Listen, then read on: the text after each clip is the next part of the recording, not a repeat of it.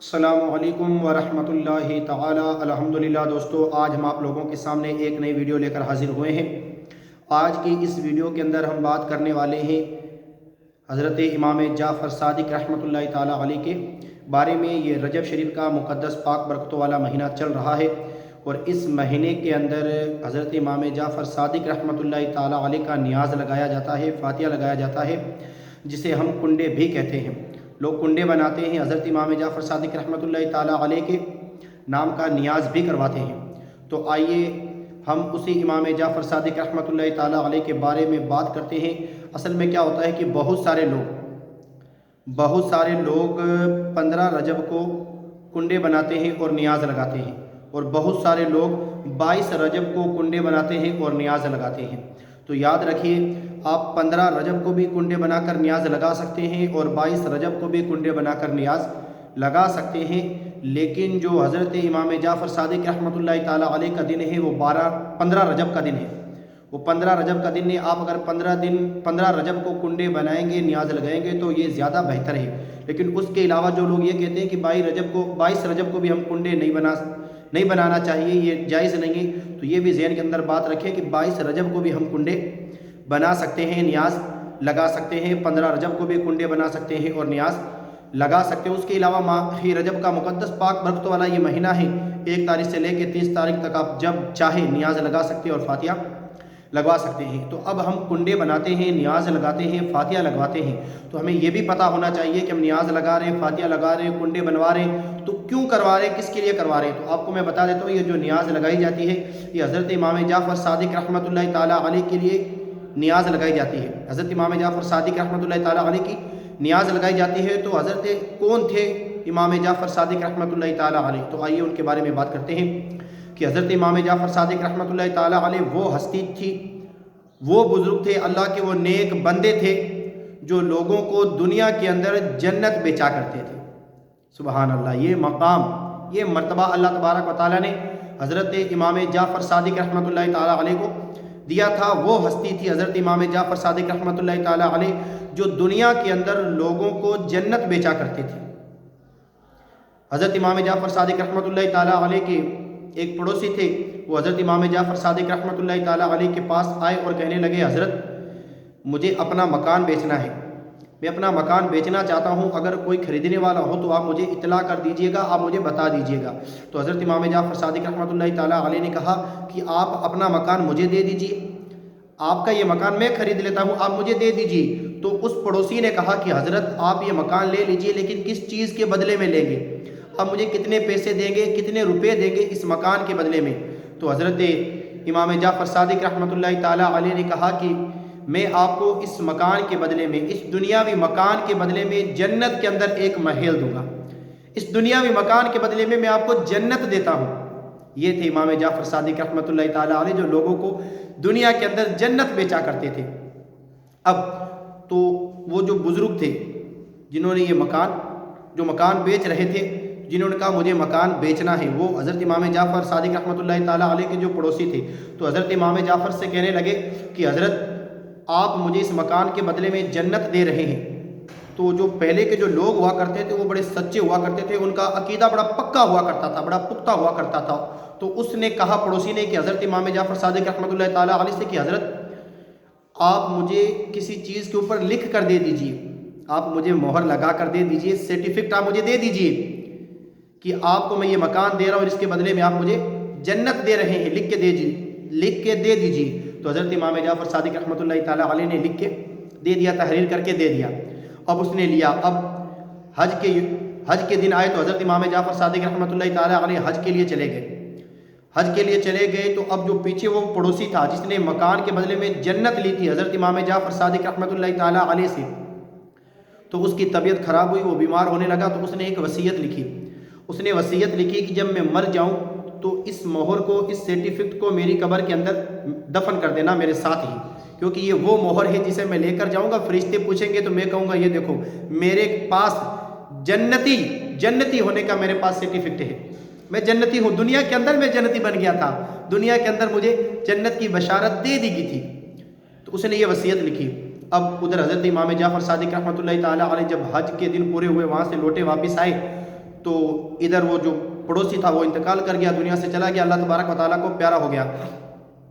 تو اس کے جو وارث تھے، اس پڑوسی کے جو وارث تھے، جب امام جعفر صادق رحمۃ اللہ تعالیٰ علیہ لوٹے تو ان کے وارثوں نے حضرت امام جعفر صادق سے پوچھا کہ حضرت آپ نے تو ہمارا مکان ہڑپ لیا، آپ نے تو ہمارا یہ کمرہ، ہماری یہ بلڈنگ ہڑپ لی۔ تو حضرت امام جعفر صادق نے کہا کہ میں نے یہ خریدا ہے، میں نے اسے خریدا ہے، میں نے اسے لیا ہے، میں نے یہ کوئی ہڑپا نہیں ہے بلکہ اچھے طریقے کے ساتھ میں نے اسے لیا ہے۔ تو وہ کہنے لگے حضرت آپ نے کتنے پیسوں میں لیا ہے؟ وہ جو اس پڑوسی کے وارث تھے وہ کہنے لگے حضرت آپ نے کتنے پیسوں میں لیا ہے؟ تو حضرت امام جعفر صادق رحمۃ اللہ تعالیٰ علیہ نے کہا کہ میں نے جس سے لیا ہے تم اس کے پاس جا کے پوچھو، تم اس سے پوچھو، وہ خود ہی بتا دے گا میں نے کس چیز کے بدلے میں لیا ہے، کتنے روپیوں میں لیا ہے۔ تو انہوں نے کہا کہ حضرت آپ جس کے بارے میں بات کر رہے ہیں، جو ہمارے باپ تھے، جس کے ہم وارث سے، وہ اس دنیا سے چلے گئے، وہ تو انتقال کر گئے، پردہ فرما گئے، ہم کس سے پوچھیں؟ تو حضرت امام جعفر صادق رحمۃ اللہ تعالیٰ علیہ نے کہا کہ میں نے اس مکان کو، اس بلڈنگ کو، اس دنیاوی مکان کو جنت کے بدلے میں لیا ہے، جنت کے بدلے میں خریدا ہے۔ تو وہ وارث سے کہنے لگے حضرت بڑی تعجب کی بات کرتے ہو، بڑی الگ ہی بات کرتے ہو آپ، ایسے کیسے ہو سکتا ہے کہ آپ جنت کے بدلے میں مکان خرید سکتے ہیں، جنت دے سکتے ہیں، ایسا تھوڑا نہ ہوتا ہے۔ تو حضرت امام جعفر صادق رحمۃ اللہ تعالیٰ علیہ نے کہا کہ تم جاؤ، میں نے جس سے خریدا ہے اس کے پاس جاؤ، اس سے پوچھو، وہ خود بتائے گا۔ انہوں نے کہا حضرت وہ تو دنیا سے چلے گئے، انتقال کر گئے، چھوڑ کے چلے گئے، دنیا کو کیسے پوچھے، وہ تو قبر کے اندر ہے۔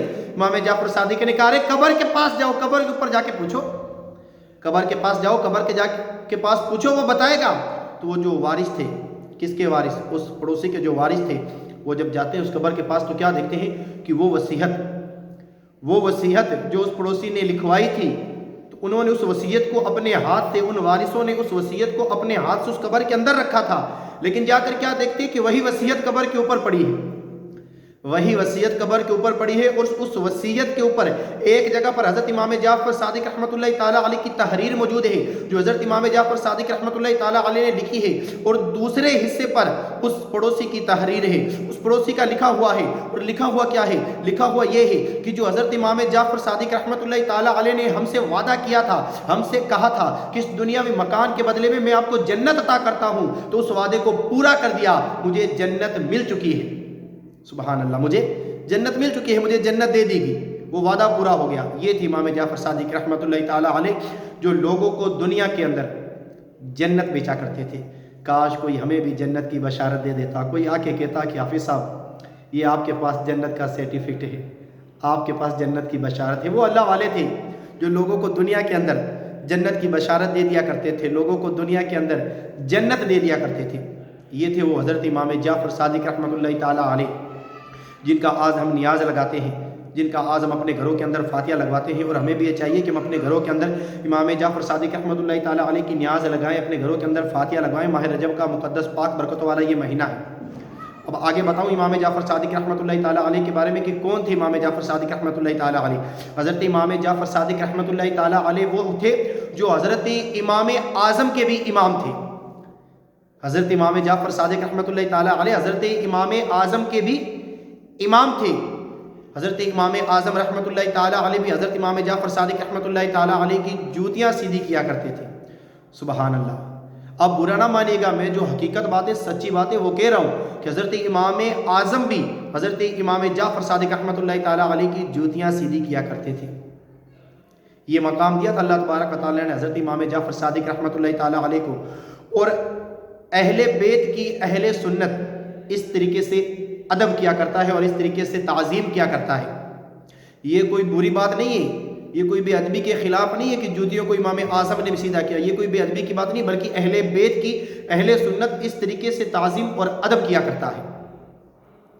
اوروں کے یہاں جھکنے سے زیادہ صلہ ملتا ہے اہل بیت کے یہاں جھکنے سے، اوروں کے یہاں جھکنے سے زیادہ صلہ ملتا ہے اہل بیت کے یہاں ہم جھک جائے تو ہمیں زیادہ صلہ ملے گا۔ یہ تھے وہ حضرت امام اعظم، حضرت امام جعفر صادق رحمۃ اللہ تعالیٰ علیہ، جن کو اللہ تبارک و تعالیٰ نے یہ مقام اور مرتبہ دیا۔ اور آگے بتاؤں کہ امام اعظم حضرت امام جعفر صادق رحمۃ اللہ تعالیٰ علیہ کون تھے، اللہ نے انہیں کیا مقام دیا تھا کہ وہ بہلول دانا جو لوگوں کو دو درہم کے بدلے میں لوگوں کو جنت دیا کرتا تھا۔ نام سنا ہوگا، وہ بہلول دانا جو لوگوں کو 2 درہم کے بدلے میں جنت دیا کرتا تھا، جنت عطا کیا کرتا تھا۔ وہ بہلول دانا اس نے بھی حضرت امام جعفر صادق رحمۃ اللہ تعالیٰ علیہ کی جوتیوں کو سیدھا کیا. سبحان اللہ. آپ خود سوچیں کہ جس کی جوتیوں کا یہ مقام ہو، جس کی جوتیوں کا اتنا بڑا مرتبہ ہو کہ بڑی بڑی ہستیاں، جن ہستیوں نے جس کی جوتیوں کو سیدھا کیا ہو، اور جن کی جوتیوں کا یہ مقام اور مرتبہ ہو کہ بڑی بڑی ہستیوں نے انہیں ہاتھ لگایا ہو، تو سوچئے ان کی جوتیوں کی تعظیم، ان کی جوتیوں کا مقام کتنا ہوگا، ان کی جوتیوں کا مرتبہ کتنا ہوگا. اور جن کی جوتیوں کا مرتبہ اور مقام ایسا ہوگا تو سوچئے ان کے پاؤں کا مقام کیسا ہوگا، ان کے پاؤں کا مقام اور مرتبہ کیسا ہوگا. اور جس کے پاؤں اور مقام کا مرتبہ اتنا اونچا ہوگا تو آپ خود سوچئے کہ اس کے سر کا مرتبہ کتنا اونچا ہوگا، اس کے سر کا مقام اور مرتبہ کتنا اونچا ہوگا. یہ تھے حضرت امام جعفر صادق رحمۃ اللہ تعالیٰ علیہ، جنہیں اللہ تبارک و تعالیٰ نے یہ مقام دیا، یہ مرتبہ دیا. تو ہم یہ جو کنڈے بناتے ہیں، نیاز لگواتے ہیں، فاتحہ لگاتے ہیں، یہ اس امام جعفر صادق رحمۃ اللہ تعالیٰ علیہ کے نام کا نیاز لگواتے ہیں، فاتحہ لگواتے ہیں. تو ہمیں بھی اپنے گھروں کے اندر نیاز لگوانا چاہیے، فاتحہ لگوانا چاہیے، قرآن خوانی کروانی چاہیے، میلاد پاک کے پروگرام بھی کروانے چاہیے. تو دوستو، اگر آپ لوگوں کو امام جعفر صادق رحمۃ اللہ تعالیٰ علیہ کے بارے میں یہ جانکاری اچھی لگے، آپ لوگوں کو بڑی پیاری لگی ہو، آپ کے دل کو سکون ملا ہو، آپ لوگوں کو اندر سے ایک روشنی پیدا ہوئی ہو، آپ کو اطمینان ملا ہو، تو اگر آپ ہمارے چینل پر نئے ہیں تو ہمارے اس چینل کو سبسکرائب کر دیں. اور آپ لوگوں کو یہ ویڈیو اچھی لگے تو ہمارے اس ویڈیو کو اپنے دوستوں کو، ساتھیوں کو، رشتہ داروں کو زیادہ سے زیادہ آگے شیئر کریں. دعا میں یاد رکھنا. السلام علیکم ورحمۃ اللہ تعالی.